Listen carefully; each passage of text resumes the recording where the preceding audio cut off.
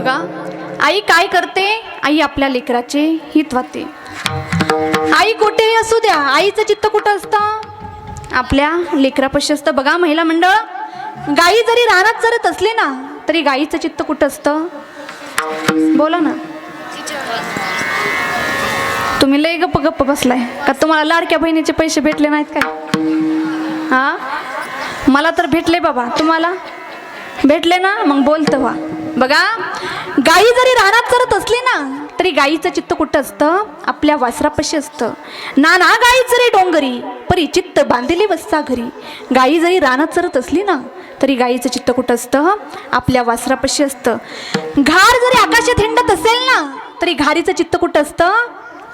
आपल्या पिल्लापाशी असतं. घार हिंडे आकाशी, चित्त तिचे पिल्लापाशी. तसंच आई कोठेही असू द्या, आईचं चित्त कुठं असतं? आईचं चित्त आपल्या लेकरापाशी असतं. बघा महिला मंडळ, आई काय करते? आई नेहमी आपल्या लेकराचा हिताचाच विचार करते. का हिताचा विचार करते हो? कारण आईला वाटतं मी जे वाईट दिवस काढलेत ना ते माझ्या लेकराच्या वाटेला येऊ नये, म्हणून आई काय करते? आई नेहमी लेकराचा हिताचाच विचार करते. मी तुम्हाला थोडक्यात सांगते. नवनाथ ग्रंथामध्ये एक कथा आलेली आहे गोपीचंद राजाची. बघा महिला मंडळ, गोपीचंद राजाच्या आईचं नाव काय होतं?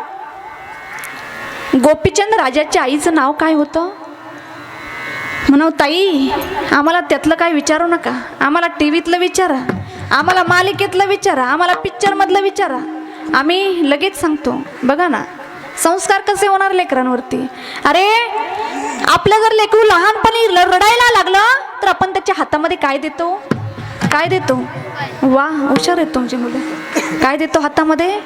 मोबाईल देतो. बघा ना, लेकरू रडायला लागलं, तुम्ही कधी त्याच्या हातामध्ये हरिपाठ दिला? कधी काकडा दिला? सांगा ना, दिला ना? नाही ना. मग संस्कार कसे होणार? अरे आपलं लेकरू रडायला लागलं की आपण त्याच्या हातामध्ये मोबाईल देतो, मग लेकरांवरती संस्कार कसे होणार? असो, गोपीचंद राजाच्या आईचं नाव काय होतं? मैनावती होतं. आणि मैनावती विचार करत होती, माझा मुलगा राजा आहे.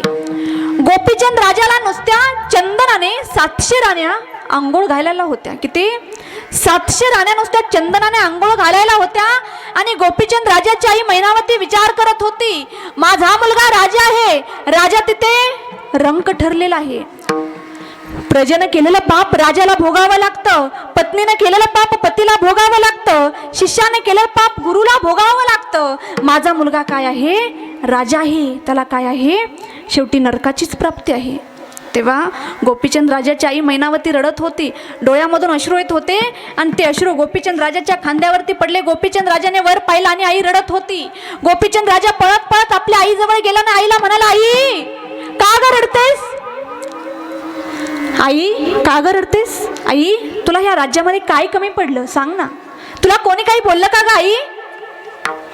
तेव्हा गोपीचंद राजाची आई म्हणाली, बाळा मला कोणी काही बोललं नाही, तू ऐक. राजा तिथे रंग ठरलेला आहे. प्रजेने केलेलं पाप राजाला भोगावं लागतं, पत्नीने केलेलं पाप पतीला भोगावं लागतं, शिष्याने केलेलं पाप गुरुला भोगावं लागतं. तू राजा आहे, तुला शेवटी काय आहे? नरकाचीच प्राप्ती आहे. तू काय कर, हे सगळं राज्य सोडून दे आणि गावात जालिंदर साधूकडे जा आणि भगवान परमात्म्याची प्राप्ती करून घे आणि आपल्या जीवाचा उद्धार करून घे. तेव्हा गोपीचंद राजाने त्या सर्व राज्याचा त्याग केला, गावात जालिंदर साधूकडे गेला आणि भगवान परमात्म्याची प्राप्ती करून घेतले. आणि ज्या 700 राण्या नुसत्या चंदनाने आंघोळ घालायला होत्या ना त्यांना भिक्षा मागू लागला. गोपीचंद राजा त्यागी जीवन जगला. बघा ना, आईने काय केला? लेकराचा हिताचा विचार केला. मधला राणी सुद्धा आपल्या लहान लेकराला पाळण्यातच उपदेश करायची.